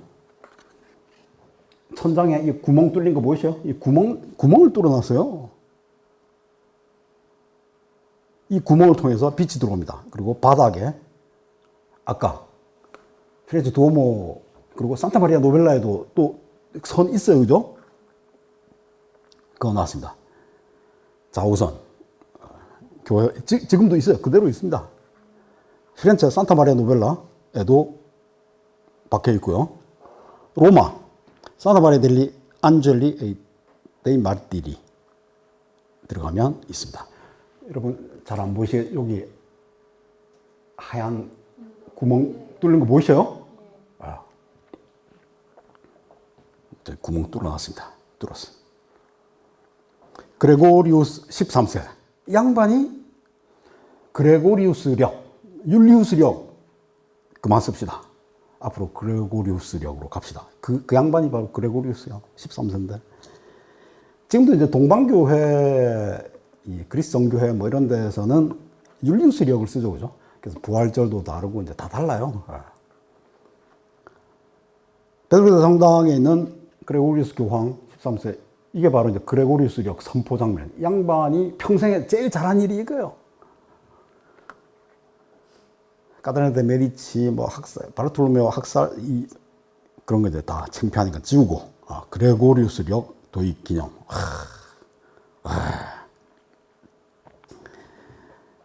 네가 무슨 일을 했는지 나는 알고 있다. 악마가 막, 지금 이제 우주의 질서가 바로 잡힌 거 아니야. 그레고리우스력 때문에. 악마가 막 저주하면서 도망가고 있어요. 프랑스 위그노를, 프로테스탄트들을 악마로 부정한 사람이에요. 그래서 그때 다 쫓겨나가지고 남아프리카 공화국 가서 이 프랑스 포도, 남아프리카 공화국 와인이 괜찮은 이유가 그때 위그노들 덕분이에요. 교회 건축 내부에 왜 이렇게 자우선을 박아놨냐? 태양이 지구 주위를 돈다는 믿음의 물리적 확신. 교회가 천체의 움직임과 시간의 지배자인 신의 존재를 증거한다. 그래서 지동설 잘못된 거야. 갈릴레오, 너 틀렸어. 왜냐? 성경책에 나와 있거든요. 여호수아, 야, 태양아, 너 잠깐 거기 서봐. 달, 너도 움직이지 마. 그랬더니 태양이 딱 그 자리에 서고 달도 멈췄다는 거야. 이게 성경책이 이렇게 했는데 태양이 움직이다가 멈추라니까 멈춰. 이게 천동설 아니야? 근데 너 왜 지동설이래? 너 그러면 성서를 거짓말이라는 거야? 넌 파문이야. 그렇게 된 거 아니야? 얘기가, 그죠? 그래서 자우선을 새겼습니다. 피렌체 돔 어떻게 만들었냐? 이 양반이 또 이런 글을 써놨어요. 싹 다 거짓말이고요. 또 싹 다 거짓말입니다. 이것도, 자, 이게 이제 아까 로스킹 이희재 선생 이렇게 써놨어요. 브로네스키는 몇 가지 방법을 고안했다. 돔의 모양을 점형으로 바꿨고 팔각형으로 설계했다. 아니죠, 그죠? 이거 네리디 피오라반티잖아요. 네리디 피오라반티가 50년 전에 아이디어를 다 낸 거를 브로네스키가 실현을 한 거지 고안한 게 아닙니다. 이런 식으로 써놨어요. 그리고 돔을 내부와 외부 두 겹으로 만들어서 힘 안 분산시켰어요. 내벽이 다 떠맡았어요. 외벽도 내벽을 안 도와줍니다. 무게만 얹어줬어요. 어떻게 분산을 시킵니까? 분산 안 시켰어요. 내벽이 다 몰빵한 거야. 돔 꼭대기로 올라 사용하는 계단이 이 두 겹의 돔 사이 공간이다. 이건 맞는 말이고요. 헤링본 방식으로 벽돌을 쌓아 견고함을 더했다. 이걸로 끝입니다. 설명이 이게 다예요. 헤링본, 고대 로마 시대에 있었잖아. 트라이누스 광장에.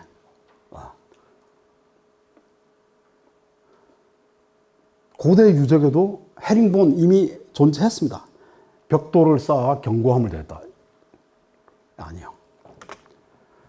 헤링본을 경사벽면에 적용했고, 그 다음에 내벽의 내부 직경과 외부 직경의 차이를 이용했고, 그 차이를 극대화하기 위해서 카메라 조리개 형태로 소용돌이 패턴의 세로벽돌로 경계를 막아서 가로벽돌이 일직선으로 밑으로 빠지는 거를, 밑으로 흘러내리는 걸 막아줬죠. 그죠? 그게 핵심인 거예요. 그 내용을 싹 다 빼놓고 헤링본으로 벽돌 쌓아 견고함을 더했다. 이게 뭔 말이에요? 이것만 읽고 우리가 피렌체 두오모를 이해할 수가 있겠어요? 그러니까 공부를 안 하고 이제 세컨더리만 읽고 밑줄 쳐가지고 그거 그냥 인용하고 끝낸 거. 약 400만 장의 벽돌로 쌓았다. 그러니까 어떤 밀리언 디 마또니 벽돌 800만 장이야. 400만 장이야. 800만 장이야. 이거 너무. 브로네스키가 돔 공사를 맡았을 때 뚜껑이 없었습니다. 하늘 있고 새들이 막 똥 싸고 가고 그랬어요. 첨도아치. 그런데 이 첨도아치가 찌그러져 있었어요. 반듯하지가 않았습니다. 이랬는데요. 이중 지붕 구조로 경량화, 속에 이제 바람이 통하게 해서 경량화하고 하중 분산 문제, 이 두 가지를 해결을 해야 됐다. 그런데 브루넬레스키는 내벽에 몰빵하는 방식으로 해결을 합니다. 이중돔 구조가 껍데기를 두 개로 쌓는 게, 벽체를 두 개로 나누는 게 피렌체 두오모 이전에 있었느냐? 있습니다. 라벤나에 있어요. 6세기 라벤나 산 비탈레, 서로마 제국 수도, 원래 이제 밀라노가 수도였었는데 옮겼죠, 그죠? 동고트 때문에. 이중돔은 페르시아 발명입니다. 비잔틴 건축에서 흔히 보고요. 베네치아 산마르코 천장 뜯어보면 이중 지붕입니다. 그건 물론 이제 나무로 만들었어요. 돌이 아니고 나무입니다. 로마 베드로 대성당도 이중돔입니다. 런던 세인트폴은 삼중돔이에요. 이게 산비탈레 하나, 두 개. 네. 이중 지붕이죠, 그죠? 이중 지붕입니다. 그리고 벽 속에 이런 항아리들을 심었어요. 그래서 무게를 경량화 시켰습니다. 여기도 이제 항아리 같은 게 들어가고요. 이거는 항아리보다 훨씬 작은 건데, 암포라보다 작은 건데요. 폴팅 튜브라고 합니다. 일단 코카콜라처럼 생겼는데, 위는 뾰족하고 아래쪽은 쏙 들어갔어요. 그래서 쭉쭉쭉쭉쭉 이을 수 있습니다. 꽁무니끼리 서로 이을 수 있어요. 그리고 이으면서 직선이 아니라 곡선도 만들 수 있어요. 곡선도. 이게 천장에 박혀 있습니다. 이게 바로크 천장이고요. 그래가지고 우리가 책을 읽어보면 브루넬레스키는 고대 판테온의 건축 방식을 기초로 해서 만들었다. 이런 식으로 써요. 이게 거짓말이요. 거짓말입니다. 그래서 피렌체 두오모, 로마의 판테온에서 영감을 얻었다. 양정모. 브루넬레스키는 판테온을 보고 피렌체 대성당을 지었을까요? 아닙니다. 판테온은 콘크리트를 통으로 부어 넣어서 만든 거고, 피렌체 대성당은 콘크리트를 넣을 수가 없었어요. 왜냐하면 포졸리 콘크리트 구하기 힘들어요. 르네상스 시대 때. 그 다음에 돔 하단부 기초가 아래쪽 벽체가 부실해가지고 위에다 콘크리트 부으면 이거 감당 못합니다. 뭐 여러 가지 문제가 있어요. 우리가 지난번에 봤던 판테온, 네로 황제의 황금궁성, 지난번에 봤었죠, 그죠? 그 다음에 판테온의 모범이 되었던 수영장 건축,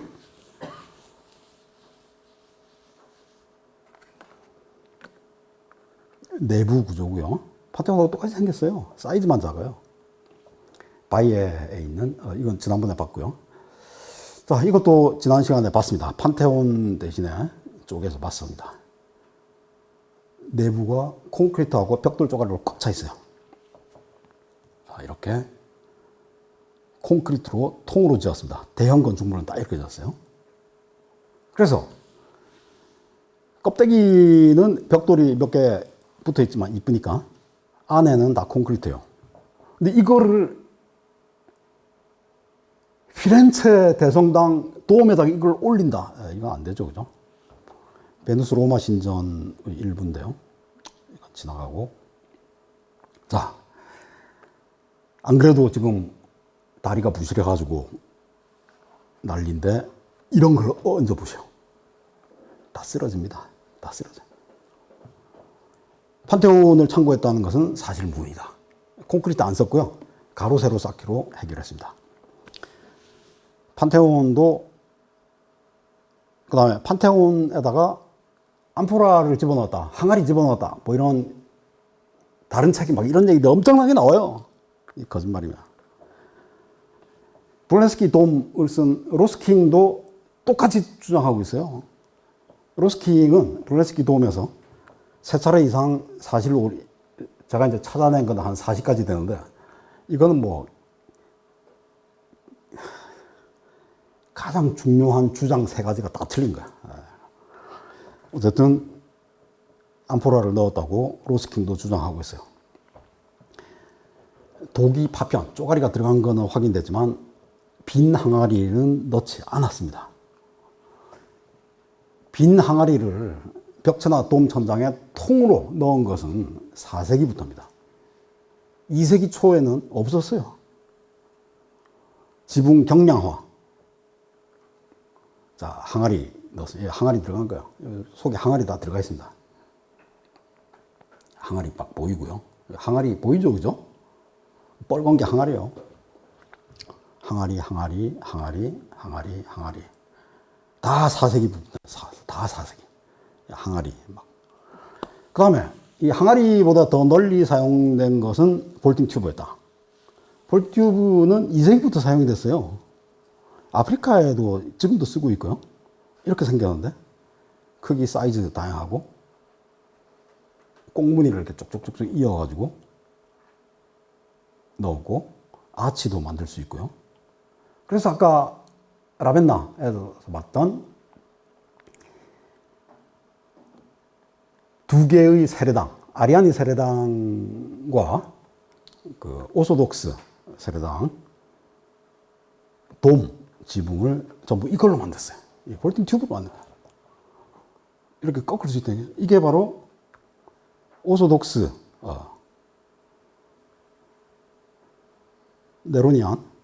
네오니아노 세례당인데요.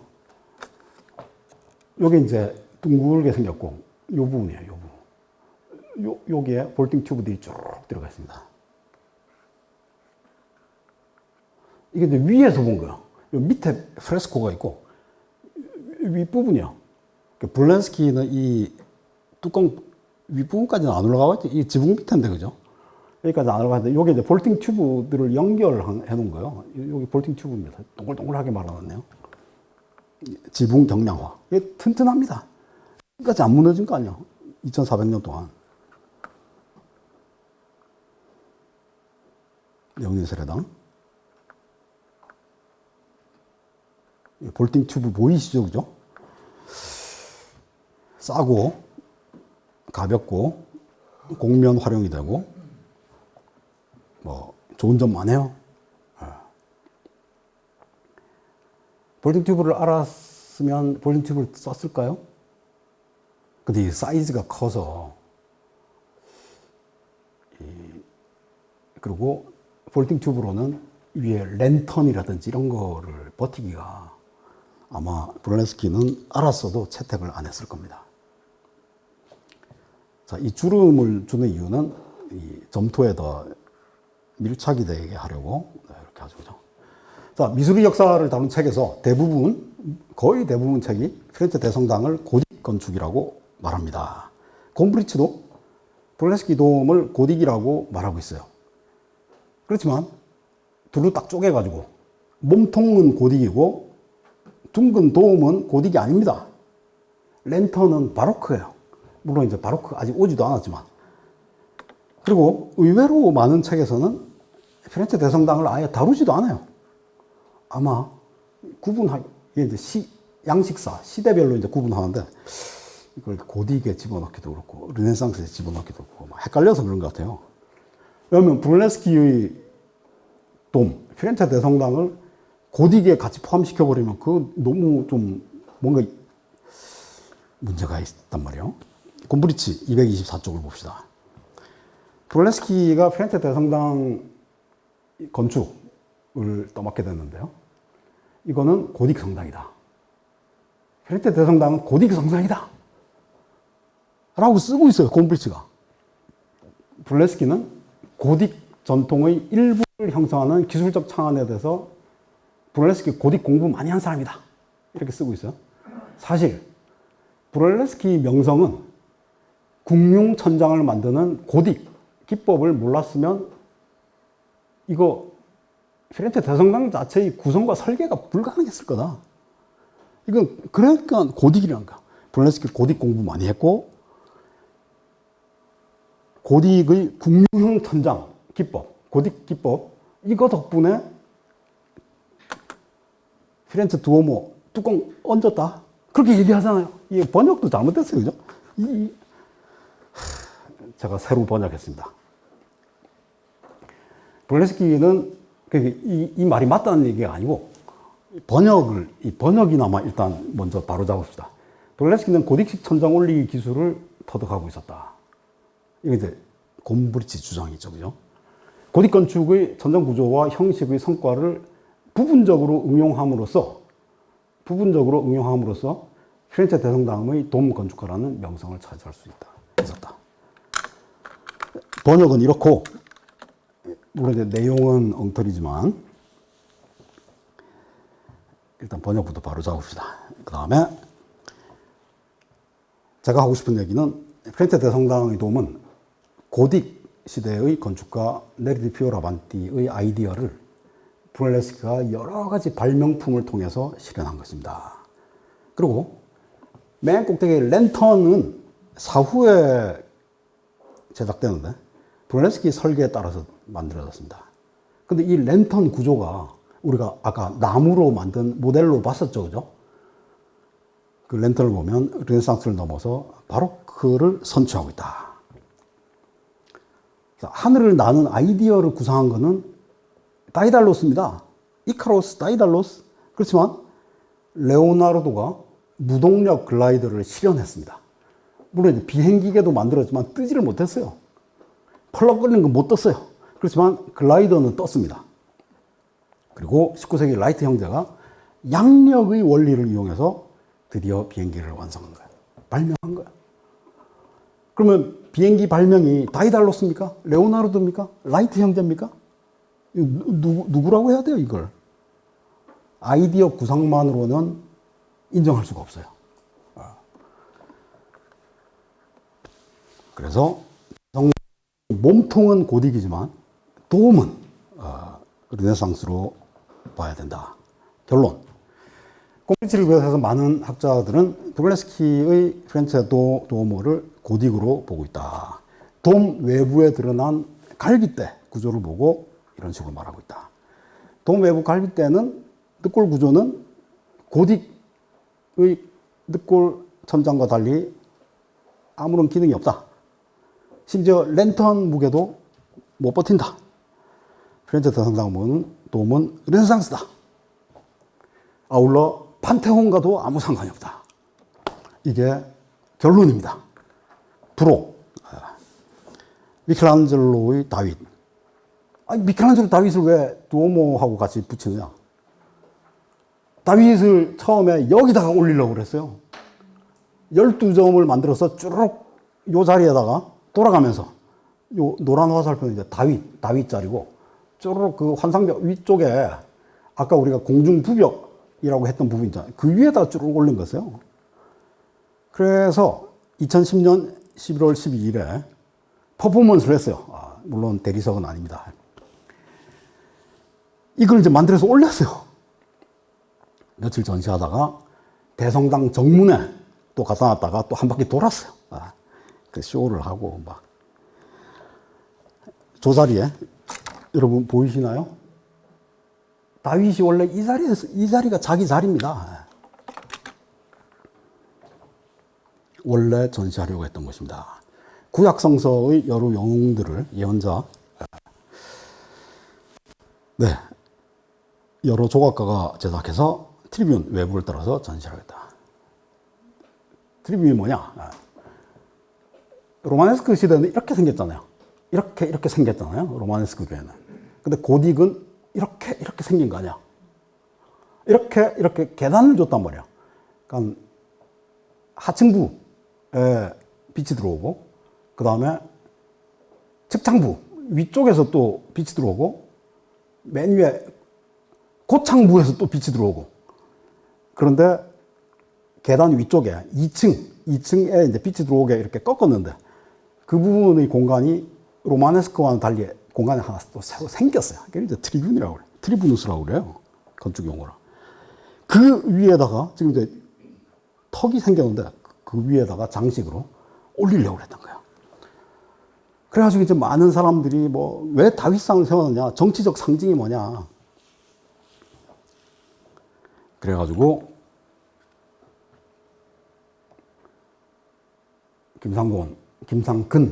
잘못 썼네. 김상근입니다. 근 교수는 이웃도시 피사와의 적대 관계 을 이유로 프랑스 쪽을 보고 있다는 거예요. 지금 서쪽을 보고 있어요. 서쪽을. 이탈리아 서쪽에 프랑스가 있습니까? 북쪽에 있잖아요. 프랑스는. 이 서쪽을 보고 있단 말이에요. 잘못된 거야. 교황청 이쪽 방향도 아니에요. 서쪽을 보고 있어요. 서쪽. 교황청은 어디 있죠? 남쪽에 있잖아요. 현재 시뉴라 광장으로 옮긴 백교궁. 원래 이제 백교궁 안뜰에다가 놓으려고 그랬다가 바깥으로 뺀 거예요. 다윗은 서남쪽을 보고 있다. 그리고 미켈란젤로는 다윗상을 백교궁 앞에 지금 자리에 전시한 다음에 요 돌팔매, 팔매끈, 무린매와 요 나무에다 금박을 발랐습니다. 미켈란젤로가 직접 가서 발랐어요. 2달 있다가 가서 발랐어요. 지금 이제 다 바뀌어서 없죠, 그죠? 그리고 이 나뭇잎 뭐냐? 이 빅토리아 여왕. 이 양반이 너무 이거 엄격한 사람이에요. 피아노, 무슨 선반, 가구 다리가 이렇게 싹, 이거 여성의 허벅지하고 안 된다. 이거 천으로 씌워라. 식탁보, 러너, 뭐 이런 거 씌워가지고, 다리가 은큼한 생각을 떠올리게 한다는 거예요. 이런 사람이 빅토리아의 왕이야. 무굴 제국 멸망시킨 사람 아니야. 그래서 이 무화과를 떼다 붙여, 여왕님 오신다 하면 얼른 붙이고, 여왕님 가셨다 하면 또 얼른 떼고, 그랬다는 거예요. 야. 이파리 탈착을 해. 남아있어요. 지금 빅토리아 엘버트 뮤지엄 가면 이파리 따로 딱 전시되어 있습니다. 액자에. 여기 있네요. 이게 그 다윗 거기. 그리고 다윗이 이제 왼손은 이렇게 하고 있고, 오른손은 이렇게 하고 있는데, 오른손에 뭘 돌팔매 하려고 돌덩어리 쥐고 있는 거 아니냐? 많은 책에서 그렇게 설명하고 있지만, 아닙니다. 돌덩어리 안 들고 있어요. 안 들고 있죠, 그죠? 오른손에 돌덩어리 있습니까? 없어요. 그리고 이 헤어스타일. 야, 이거 귓구멍, 그 다음에 이거 뭐 구멍들이 많이 보이는데 이거 혹시 드릴을 사용한 거 아니냐? 김상근 교수. 이 양반이 미켈란젤로가 드릴을 만들어 갖고 조각을 했는데 전무후무한 기술이었다.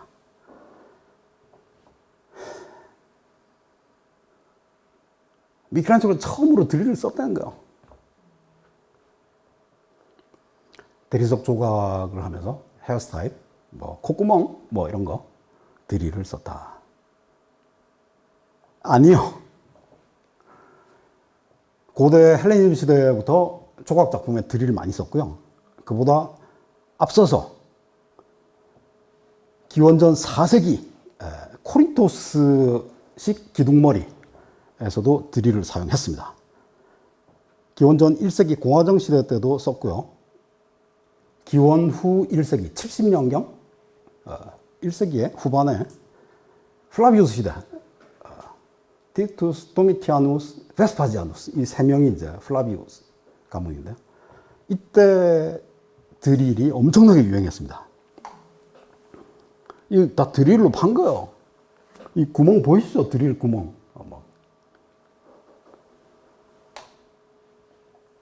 자, 이게 플라비우스 왕조 시대의 도미티아누스 황제의 부인 도미티아. 벌집머리처럼 생겼는데 여기다 드릴 써서 만든 것들입니다. 기원 후 1세기에 이미 드릴 다 사용했어요. 조각 작품에. 근데 김상근 교수는 뭐라고 그래요?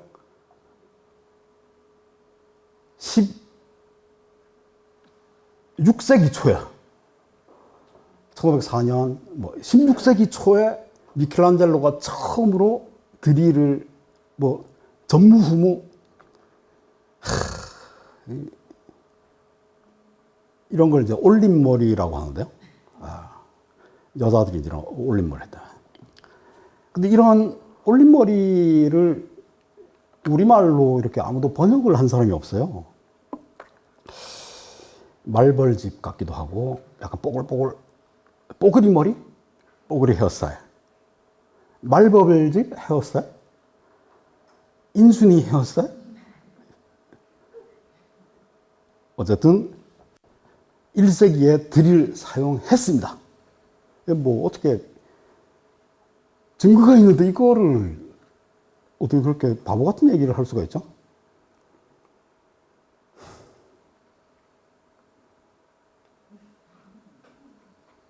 한편 곰브리치는 131쪽 서양밀서 조각가가 드릴을 사용한 것이 서기 400년경 4세기 말 5세기 초에 처음으로 썼다는 거야.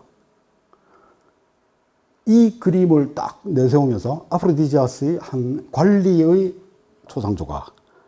자, 여기에 드릴을 쓰고 있는데 헤어스타일에 이게 최초라는 거야. 최초다. 이게 왜 최초냐면 그리스 조각을 보면 세련되고 조화롭다.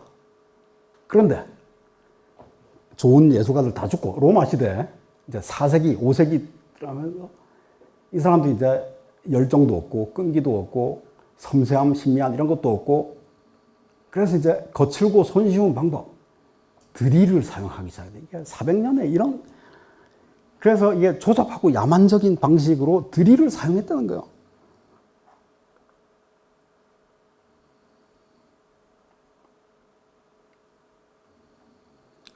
왼쪽 세련됐는데 베스파지아누스 황제 세련됐는데 오른쪽은 너무 거칠다, 조잡하다. 드릴을 사용했다. 그렇게 말합니다. 베스파지아누스 초상 조각 우리가 조금 전에 봤던 이것도 이제 곰브리치 책에 나오죠, 그죠? 이 그림을 보면 놀라울 정도로 실물을 닮았는데 이런 작품에 익숙했던 로마인들이 만약에 우리가 아까 봤던 이 아프로디지아스 관리를 봤다면 야 이건 세련인데 넌 왜 조잡해? 하면서 퇴짜를 놨을 거라는 거예요. 너무 조잡하다. 퇴짜를 놨을 것이다. 퇴짜를 놨을 퇴짜 아니야? 퇴짜?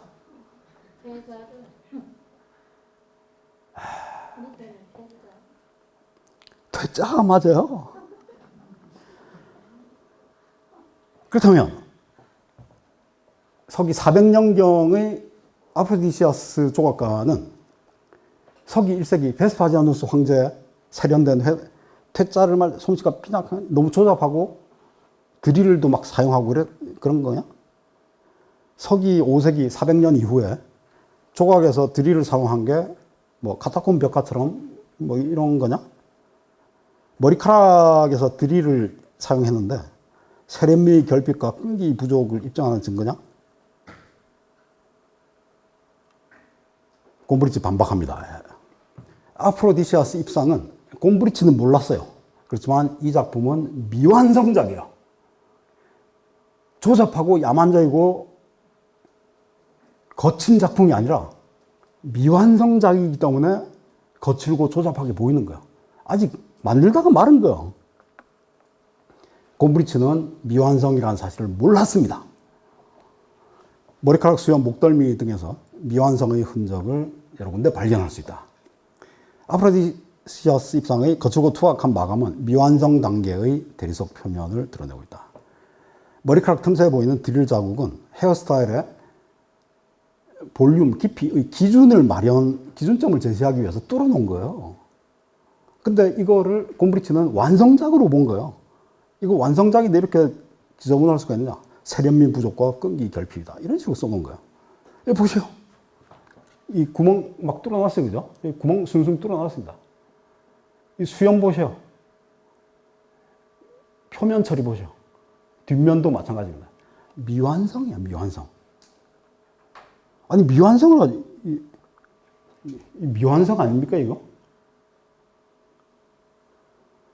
이 미완성인데. 거칠고 조잡하며 드릴을 사용했다. 드릴을 400년에 처음 사용했다고 곰브리치가 주장하고 있어요. 아닙니다. 우리가 봤듯이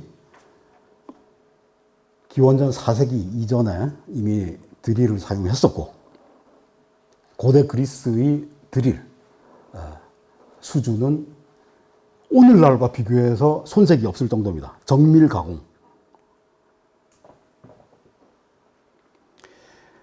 로마 초상 조각에서 드릴 사용은 기원전 공화정 시대였었고요.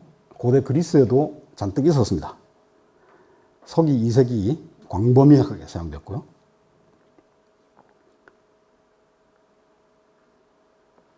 서기 400년 이후에 조각가들이 세련미 조화의 감각을 상실하고 자급 편의를 위해서 쉽게 가려고 드릴을 사용하고 거칠고 조잡했다. 이거는 잘못된 거야. 사례도 잘못되고 미완성 사례를 완성 사례처럼 가지고 고대 그리스의 드릴. 그리스에 프랑크티 동굴이 발굴이 되는데요. 구석기부터 신석기까지 3만 년 이상을 살았어요. 3만 5천 년을 살았어요. 계속 층이 쌓입니다. 그리고 드릴 촉, 주로 이제 활드릴에 힘을 가하기 위해서 돌을 끼우면 힘이 좋아집니다. 계속 물하고 모래를 뿌려가면서 돌을 팠어요. 펌프 드릴 누르면 이렇게 쭉 눌렀다 뺐다 눌렀다 뺐다. 활드릴 펌프 똑같은 거고요. 프랑크티 동굴. 그리스 학생들 맨날 거기 답사가요. 여기서 발굴이 됐고요. 그렇지만 드릴은 활드릴이나 끈이나 나무나 뭐 이런 건 촉은 남아 있습니다. 그렇지만 형태가 온전히 남아 있는 경우는 드뭅니다. 기원전 5세기 초에 그리스 도기의 드릴 작업이 보입니다. 이 작품인데요. 지금 다나에 페르세우스 임신했어요. 아크리시오스 왕한테 이제 의탁하는데 바다에다가 이 괴짝에다가 엄마 아기를 집어 넣어가지고 바다에 띄워버렸잖아요. 지금 이제 바다에다가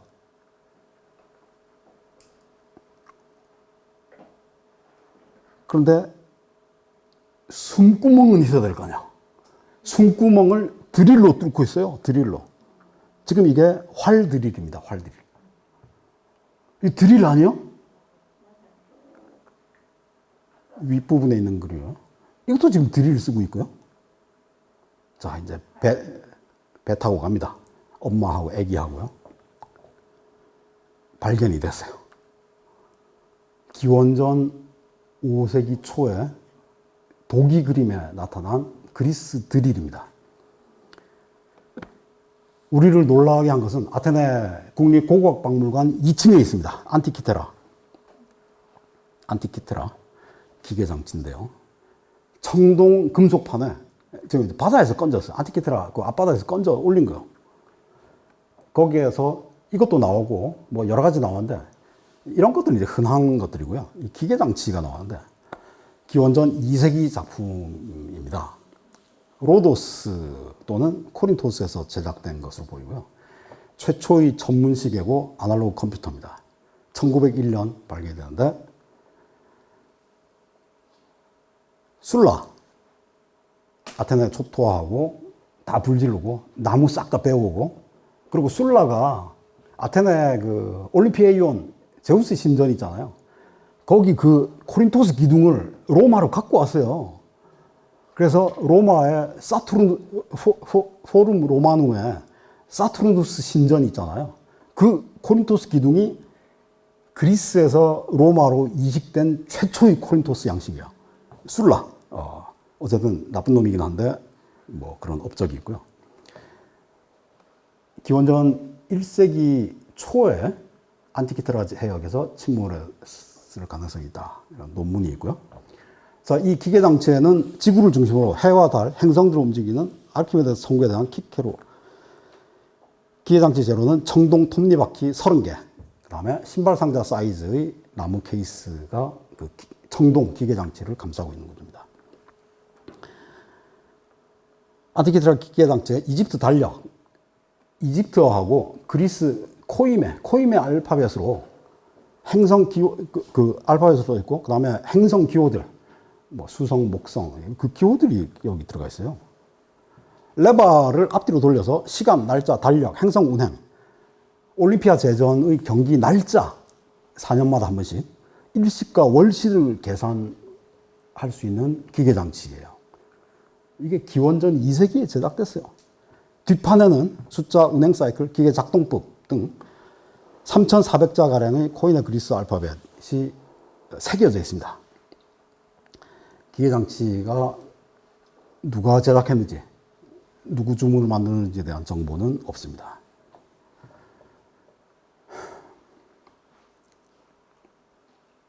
안티키테라 이렇게 생겼어요. 이게 실물입니다. 제가 고고학박물관 2층에서 찍은 사진이고요. 엑스레이 사진이고요. 뒷면입니다. 디테일이고요. 디테일, 코임의 그리스,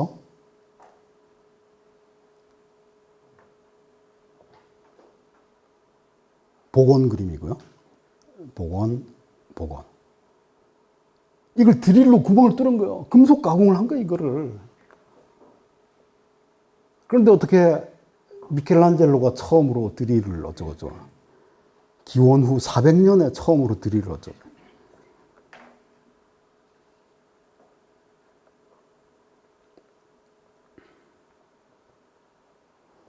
고대 그리스에는 목재, 테라코타, 석재, 상하 가공에 드릴이 광범하게 사용됐다. 기원전 2세기 안티키테라 기계장치의 경우 드릴을 사용한 고도의 금속 가공 기술을 선보이고 있다. 김상근 교수와 곰브리츠 모두 드릴에 대해서 잘못된 지식을 갖고 있습니다. 이걸로 마치겠습니다. 감사합니다.